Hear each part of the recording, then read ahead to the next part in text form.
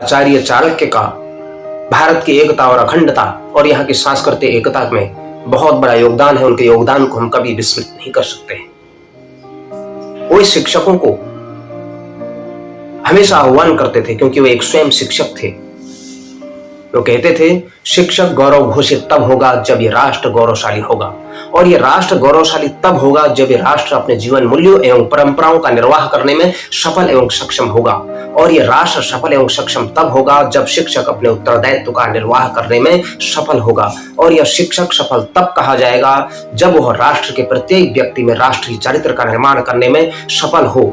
यदि व्यक्ति राष्ट्रभाव से शून्य है और राष्ट्रभाव से हीन है, अपनी राष्ट्रीयता के प्रति सजग नहीं है, तो ये शिक्षक की असफलता है। और हमारा अनुभव साक्षी है कि राष्ट्रीय चरित्र के अभाव में हमने अपने राष्ट्र को अपमानित होते हुए देखा है, और हमारा अनुभव है कि शस्त्र से पहले हम शास्त्र के अभाव में पराजित हुए हैं। हम शस्त्र और शास्त्र धारण करने वालों को राष्ट्रीयता का बोध नहीं करा पाए, और व्यक्ति से पहले खंड खंड हमारी राष्ट्रीयता हुई। शिक्षक इस राष्ट्र की राष्ट्रीयता व सामर्थ्य को जागृत करने में असफल रहा। यदि शिक्षक पराजय स्वीकार कर ले तो पराजय का भाव राष्ट्र के लिए घातक होगा। अतः वेद वंदना के साथ साथ राष्ट्र वंदना का स्वर भी दसों दिशाओं में गूंजना चाहिए। आवश्यक है व्यक्ति एवं व्यवस्था को यह आभास कराना कि यदि व्यक्ति की राष्ट्र की उपासना में आस्था नहीं रही तो उपासना के अन्य मार्ग भी संघर्ष मुक्त नहीं रह पाएंगे।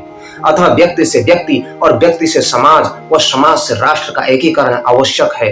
अतः शीघ्र ही व्यक्ति, समाज एवं राष्ट्र को एक सूत्र में बांधना होगा, और वह सूत्र राष्ट्रीयता ही हो सकती है। शिक्षक इस चुनौती को स्वीकार कर ले, वह शीघ्र ही राष्ट्र का नवनिर्माण करने के लिए सिद्ध हो। संभव है कि आपके मार्ग में बाधाएं आएंगी, पर शिक्षक को उन पर विजय पानी होगी, और आवश्यकता पड़े तो शिक्षक शस्त्र उठाने में भी पीछे न हटे। और मैं स्वीकार करता हूं कि शिक्षक का सामर्थ्य शास्त्र है, और यदि मार्ग में शस्त्र बाधक हों और राष्ट्र मार्ग में कंटक सिर्फ शास्त्र की ही भाषा समझते हो तो शिक्षक उन्हें अपने सामर्थ्य का परिचय अवश्य दें। अन्यथा सामर्थ्यहीन शिक्षक अपने शास्त्रों की भी रक्षा नहीं कर पाएगा, और संभव है कि इस राष्ट्र को एक सूत्र में बांधने के लिए शिक्षक को सत्ताओं से मिलना पड़े तो वो लड़े। और स्मरण रहे कि सत्ताओं से राष्ट्र महत्वपूर्ण है, राजनीतिक सत्ताओं के हितों की से राष्ट्रीय हित महत्वपूर्ण है, और राष्ट्र की बलि वेदी पर और सत्ताओं की भी अगर आहुति देनी पड़े तो शिक्षक कभी संकोच नहीं करे। इतिहास साक्षी है कि सत्ता व स्वार्थ की राजनीति ने इस राष्ट्र का अहित किया है। हमें सिर्फ इस राष्ट्र का विचार करना है। यदि शासन सहयोग दे तो ठीक, अन्यथा शिक्षक अपने पूर्वजों के पुण्य व कीर्ति का स्मरण कर अपने उत्तरदायित्व का निर्वाह करने में सिद्ध हो।